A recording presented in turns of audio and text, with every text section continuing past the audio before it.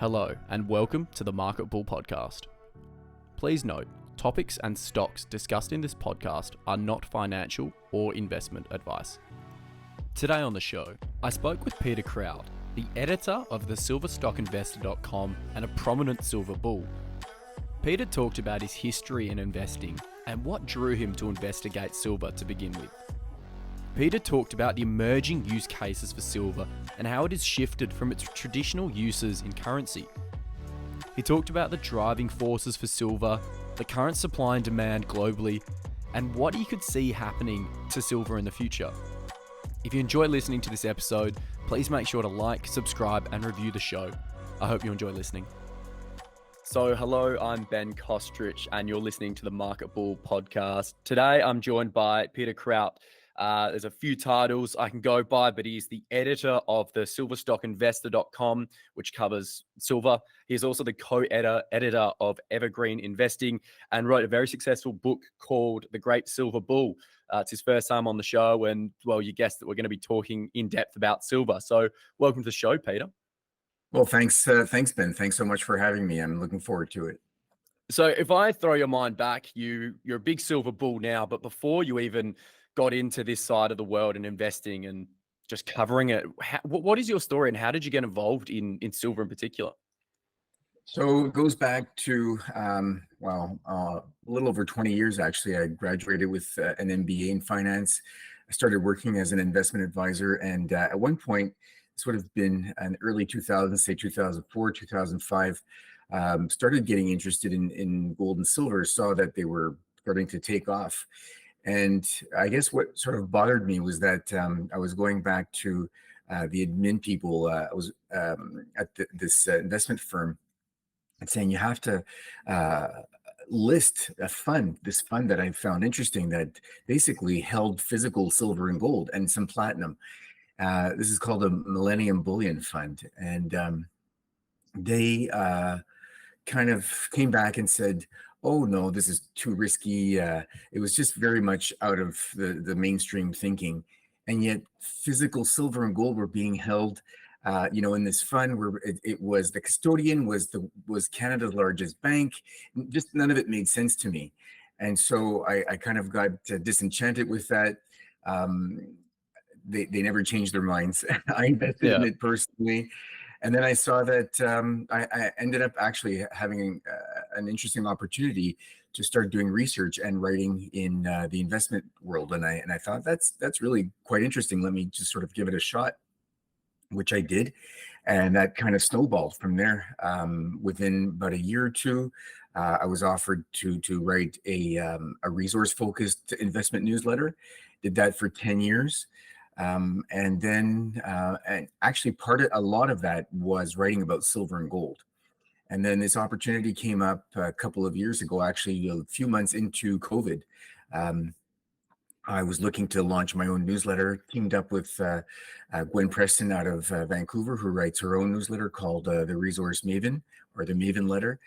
And we were looking for what was perhaps sort of high potential and unserved. And we saw, it's interesting because we had a couple of very much same ideas. And so silver made a lot of sense, a lot of demand to know more about silver. Actually, one other newsletter at the time that we knew of globally that focused on silver. And that newsletter actually doesn't even exist anymore. So from what I know, this is the only silver focused newsletter. And Gotcha. Here we are. It's been about 2.5 years. It's gone very well, fantastic reception. And then, as you said, I wrote a book published last year, started the year before, all about the opportunity in silver, really. So it's a metal and a sector that I just believe gets too little attention, is growing in opportunity and really deserves a lot more attention. So then that sets the stage there, silver investing, because quite frankly, everyone really looks to gold and the gold standard, and everyone talks about certain different commodities. And you're the first one I'm speaking with that's in the silver game and the silver attraction. So if you're talking about silver, what is your attraction towards following and talking about that part of the materials and commodity sector? Sure. Well, I mean, I really do like what makes silver particular and stand out and different from gold and all of the other metals, because really it's truly the only metal that has two obvious functions. It's been, well, today more so obviously than in the past, where in the past it was money, and that was really up until for thousands of years, until about 50 years ago in the U.S. when it was removed from their coinage. So silver really has been money, as I say, for probably about 4,000 years. But it's also an industrial metal. It has been for quite some time. But I would say in the past 50 to 60 years, that aspect of silver has really taken off. And it's almost as though it's becoming gradually more of an industrial metal than it is of an investment or money type metal. So as I say, it's unique in that sense. Northern metal really has is bifunctional, so to speak, and the industrial side really is taking off. So we can certainly talk a lot more about what that's changing. But the investment Hmm. side is also very important, and high potential as well there too. So when you're looking at what silver can potentially do and where it can go, and I've seen you speaking on other podcasts and other mediums about, yeah, really your really bullish outlook for silver approaching, triple figures in the coming years. I mean, where are you sourcing really this ethos about where silver can really go and why? So a couple of things. One is if you just look on a pure supply demand side of things, that's completely out of whack. Last year, demand was up 18%.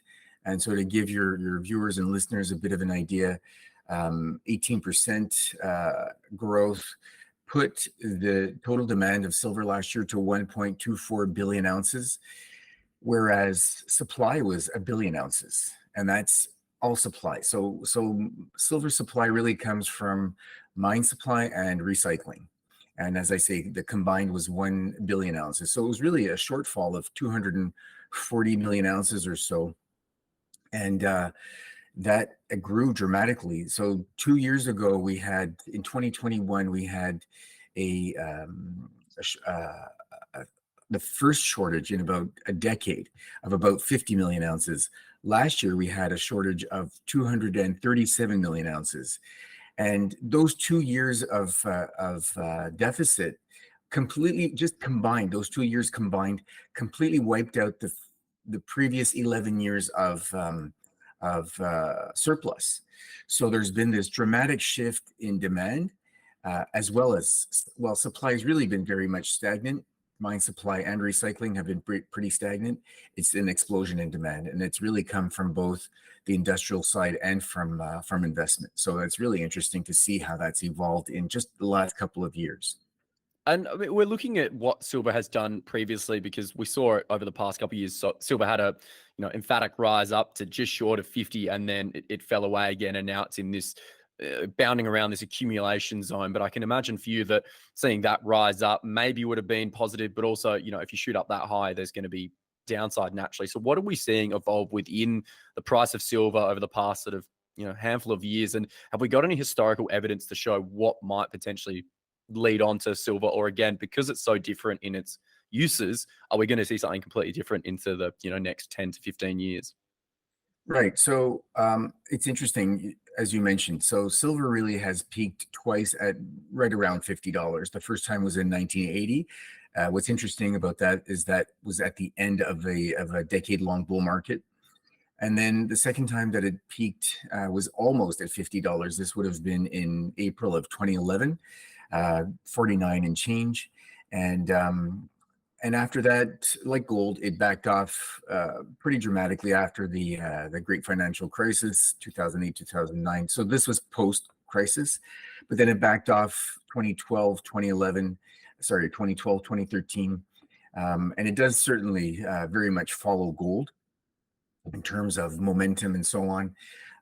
But in the last, so then it really moved downwards to sideways until about I'd say 2016 or so. It had an explosive start to the year that fell back.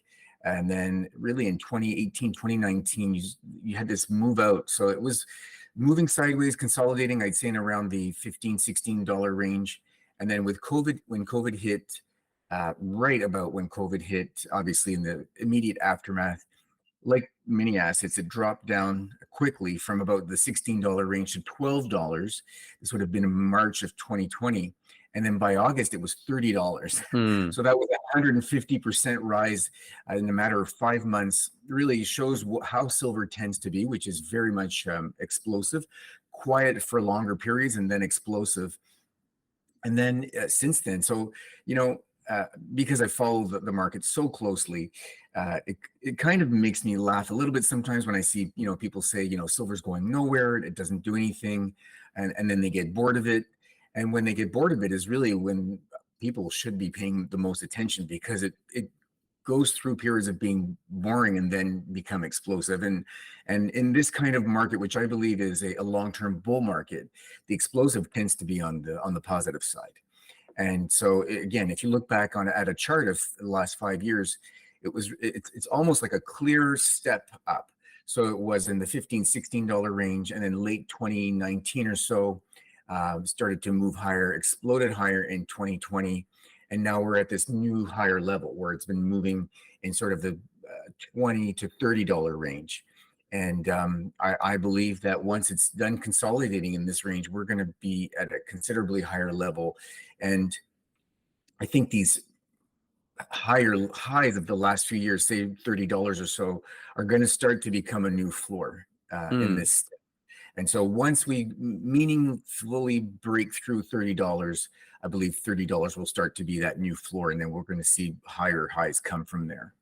And this is what you were talking about before, and it's across the board in all mining aspects that there's been an underwhelming investment into mines, and you can see that the demand and the supply pictures don't quite add up. But it was interesting that you said before the change and the usage of silver has fluctuated from being a currency and money to now industrial. Where are we starting to use silver more so than we ever have? And I mean, really, that sets the trend of, well, if we need to get more because of these new infrastructure requirements, well, where are we going to get it from? Exactly. So what's really happened industrially is the properties of silver have really made it become an indispensable metal in a number of ways. I'm going to just sort of name some major sectors, and then we can kind of drill down a little bit into a couple of them. But Yeah. the main ones are things like medicine, electrical and electronics, and then you have things like batteries and solar power. And the elephant in amongst those is really solar. So I mean, when I talk about electrical and electronics, a couple of interesting things about silver. One is that if you understand its properties, then that really makes a lot of sense, because silver is the world's single best conductor of both heat and electricity, and it's also the most reflective of all metals. In fact, for as conductor, it's it's considered the standard. So it's ranked at 100, and everything is ranked somewhere below that. So it really is the benchmark in terms of conductivity. So you find silver everywhere. I mean, people don't realize that it surrounds them. It's in their electronics, it's in their smartphones, flat screens, laptops, tablets. Because it's such a great conductor, you find it in switches. So on-off switches. It's reliable. It doesn't wear. It doesn't lose its responsiveness. And reflectivity to some extent is kind of obvious. So you've had it for hundreds of years, at least, in things like mirrors as backings for mirrors. It's a bit expensive and relative to some other things like maybe aluminum. So that's changed over time, but nonetheless, it's really been popular there. And then when it comes to solar, which is really the big area and I follow solar quite closely, it's absolutely indispensable in solar. And so if you look at, there are multiple charts that show the amount of silver usage in solar in two ways. So you have the amount of silver going to the solar industry that's consumed by the solar industry, and then you have the amount of silver that goes into each solar panel or solar cell. And so the amount of silver going to the industry has grown by leaps and bounds. The amount of silver going to each panel has actually been falling for the most part for the last 10 years or so. In other words, it's something we call thrifting. And the amount of silver going to solar panels is the loadings. So the loadings have come down because thrifting has increased. It makes sense. The manufacturers have looked for ways to cut costs without obviously losing efficiency or quality, and they continuously find ways. So the amount of silver per solar cell has come down, but the growth in solar panel production and installations has just absolutely exploded in many places. It's now the cheapest form of new electrical energy, and so it makes sense. And obviously, it's considered a green source of energy. So the growth of that area has been explosive, and as I say, the amount of silver per panel has gone down. Now that I believe we're at a very interesting inflection point right about now, because a couple of new technologies are really being adopted very quickly in the solar panel industry. The most common one, and I'm just going to use acronyms, it's called PERC, so PERC. That's the common one right now, the most common. And then you have the next two coming are called TOPCon, and from there HJT. And HJT is actually representative. There are a couple of others, similar acronyms, SHJ. These are all fall under HJT. So here's what's interesting is that PERC takes about 80, I believe it's 80 milligrams per panel, per solar cell of silver. TOPCon requires 100 to 150 milligrams of silver per solar cell. HJT requires from 200 to 220 milligrams per solar cell. So the next two technologies that are more efficient take anywhere from 50 to 150% more silver per panel. So that's all fine. These are new technologies, but what people don't realize is that they're actually being adopted very quickly. The whole industry is evolving very quickly. And so a group out of Norway called Rystad Energy forecasts that in 2023, already 80% of new solar panel production capacity will be these newer technologies, the TOPCon and the HJT. So as I say, it's being adopted very quickly. And so one more statistic, the International Energy Agency forecasts that, so this is based on on achieving the 2050 net zero targets.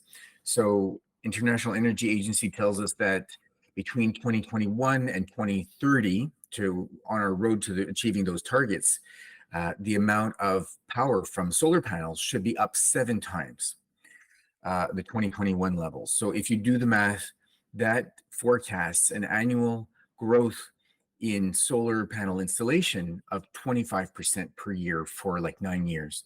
So that's just explosive. And I mean, I've looked at the numbers multiple times. The expectation, and I mean, obviously it would make no sense for us to get there, but the path that we're on assumes that we're going to need really all of the of the silver supply exclusively for the solar panel in the industry within about 8 or 9 years. So that gives you some idea of the trajectory that we're on in terms of silver consumption. And that's just for solar. It doesn't take anything into account for other industries, for investment demand, and everything else that silver is used in. So it's really quite bullish. It does. It sets a real, I mean, solar panels go without saying, that is really being adopted everywhere across the world. And you've been hearing that, supply chains have been backed up so long because everyone really wants to take them on as quickly as possible. And yeah, it's quite, well, I wasn't so aware of how much silver was being used in that product. And you can just see that as we keep adopting that, it's naturally we're going to be running out of silver, which then goes into, well, why don't we hear more about this silver looming deficit and the talks, and even just the perception of silver? Is it mostly just related to, again, that partnership with gold, where gold's just the prettier, nicer commodity, and therefore silver is always the ugly duckling to the side of it in a weird way?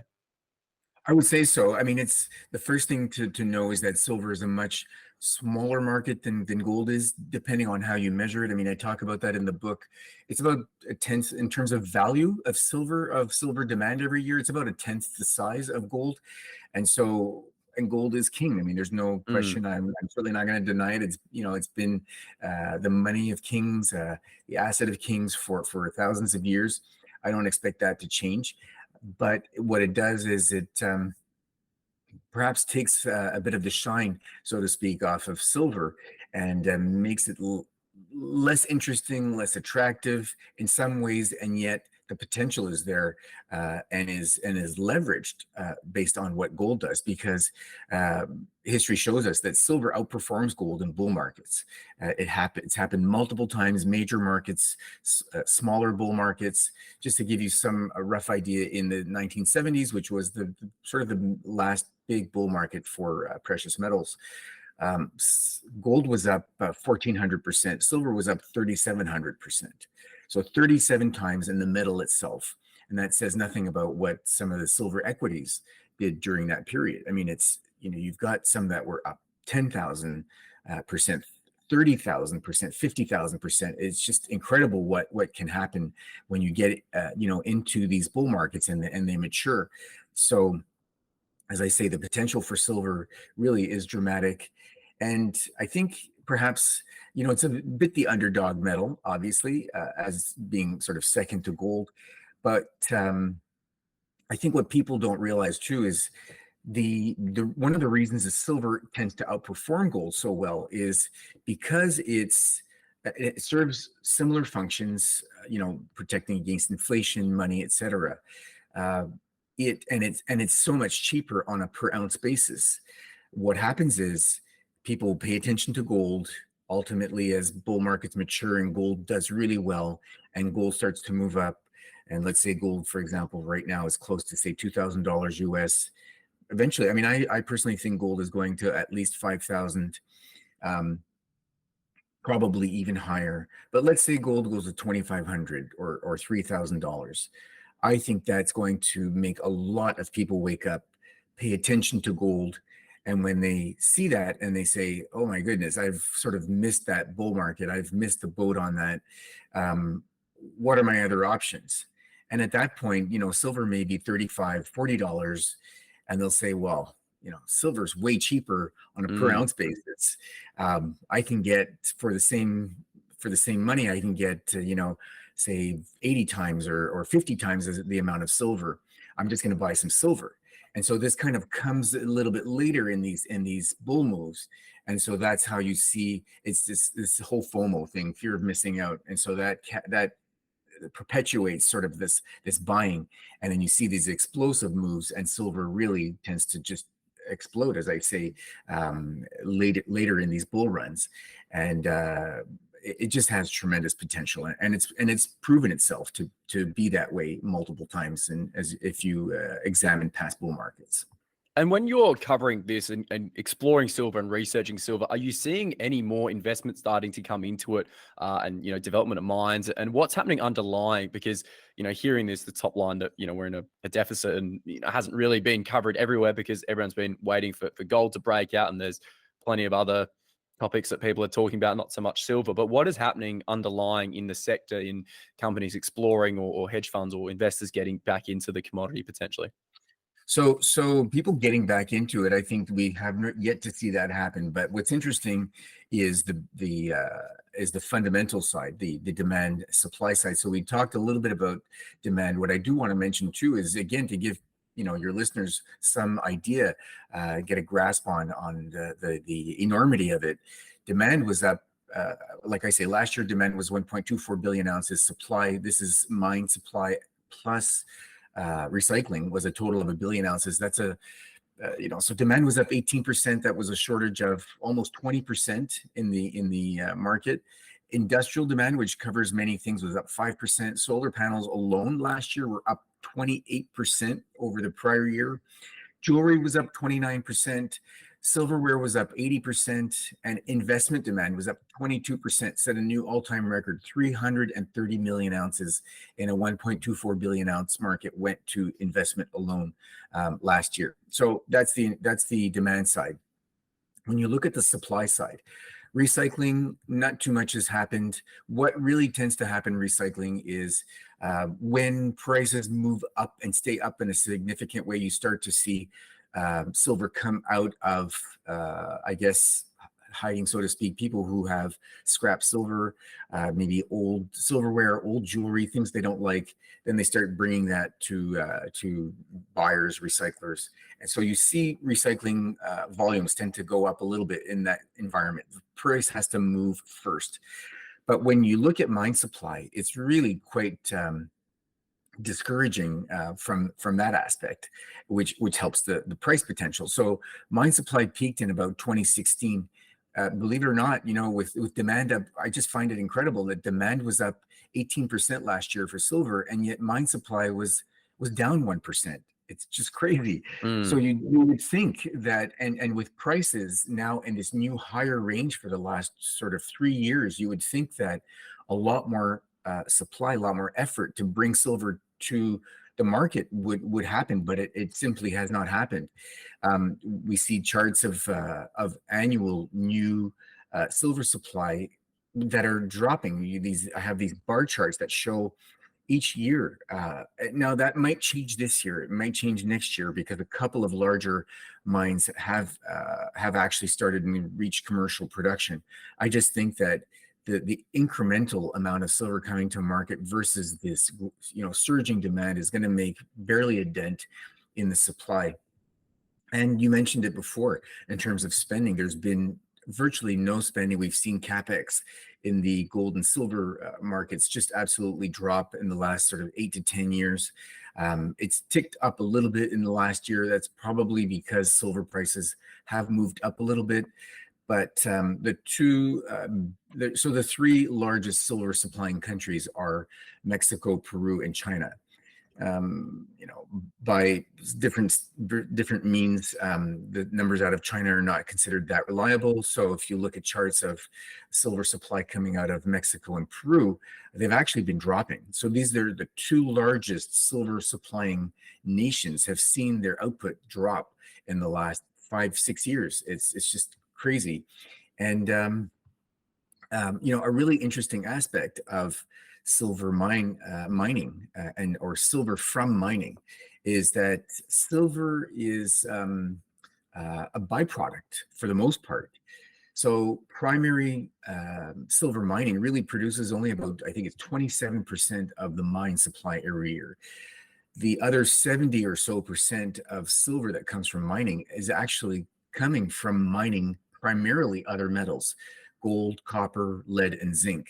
So if you're a miner of gold, copper, lead, or zinc, and silver is a byproduct, so you're happy to get that silver out of the ore and sell it, but it's not a priority for you. It's not your main metal. It's not where you make most of your money.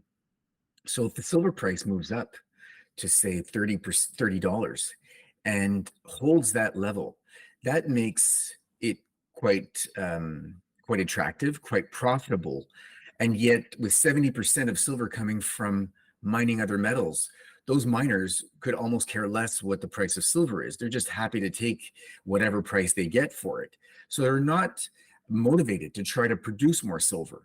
So you could have the opposite happen. You could have a situation where, because so much silver comes from mining other metals, if the silver price moves up sufficiently, you could have, let's say, primary silver miners look at that and say, well, because the price is high and sustained at such a high level, I'm now going to mine, if they can, an area of their deposit that actually has lower grades, because at a higher price, they could actually churn out the same profit levels mining lower grade silver at a higher price. So you could actually see mined silver supply go down because the profits are higher. So that could actually work against the supply and actually help push prices even higher, because supply has come down and demand has stayed level or moved up. So it's a really quirky market in that way, and just speaks again to its potential and its opportunity. And when we're looking at silver and its attraction, I know geopolitical and even economic sort of turmoil is a big factor that draws into it. And given the current situation that the world's going through, I mean, surely that's got to be a little bit of a indication as to where silver and, of course, gold will go. But I mean, what are your we wouldn't say predictions, but what do you see the outlook really happening and emerging over the next 6 to 12 to 18 months within the silver price? Or are we seeing again the accumulation because it's such a sporadic market, and then that's why I guess you're in it for the long haul as opposed to the get in and get out quick? So, I mean, absolutely, you're right. So, something interesting to consider is that I mentioned before, you have China that is either number two or number three in terms of silver output, mining output. The numbers are not considered that reliable out of China. And yet, China is at least 80% of the solar panel manufacturing in terms of consumption of materials, in terms of production capacity. And so naturally, because silver is so important to that industry, a lot of silver goes to China um, to go into solar panels. And with China being a large producer of silver, you'd have to assume a lot of that silver simply stays in China. So they've been a net importer for quite some time. And so I could certainly see that silver could actually become a little bit of what we've seen with some of the rare earth metals. It could be a little bit of a bargaining chip. And I write actually in the book about what happened with, I could certainly see this happening with silver. And I give an example of what happened, I believe was in the early 2010s. Um, Silver dominates the rare earth industry.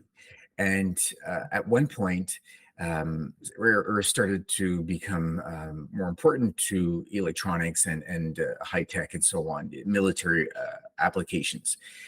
And China decided to up its quotas and limit the amount that could be exported from China. So they not only dominate to some extent the production of rare earths, but also the refining of rare earths. So the ultimate product that others use around the world has to come from China, and the refining capacity is there. So they did this. Rare earth prices exploded. The U.S. took China to the world to court at the World Trade Organization. Ultimately, China lost, but appealed, so delayed even further. And all of this time, the prices stayed high. So, Mm. it almost didn't matter that they lost because they won with much higher prices nonetheless. And they did this under the guise of saying that some of our production is not environmentally safe, and so we're going to limit some mines. We're going to shut certain mines down. I mean, who knows? Did they or did they not? Nonetheless, the fact is that it really affected the price of that entire sector for a number of years, and I could certainly see a similar kind of thing happening in silver as it becomes more and more of a critical or strategic metal.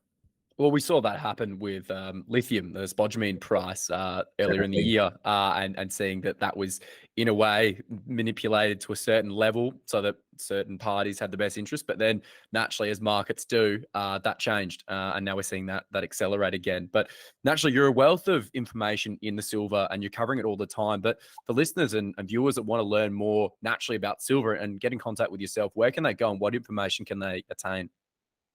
So I write, as you mentioned at the outset, I write an investment newsletter called Silver Stock Investor, and so you could certainly follow the work that I do there at www.silverstockinvestor.com.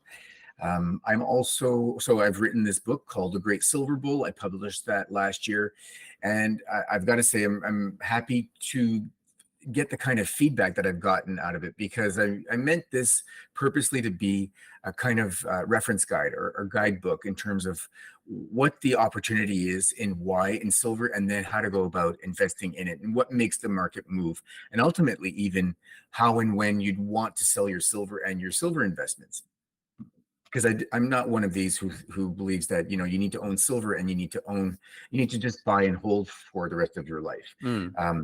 You may want to hold some for the rest of your life, but we will go through, I believe, a very aggressive, a very rewarding bull market, and you'd want to sell and take advantage of that.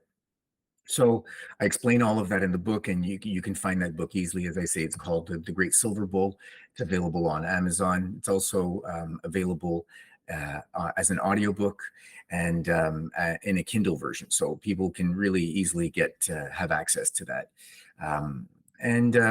Besides that, I'm also on Twitter at Peter_Krauth.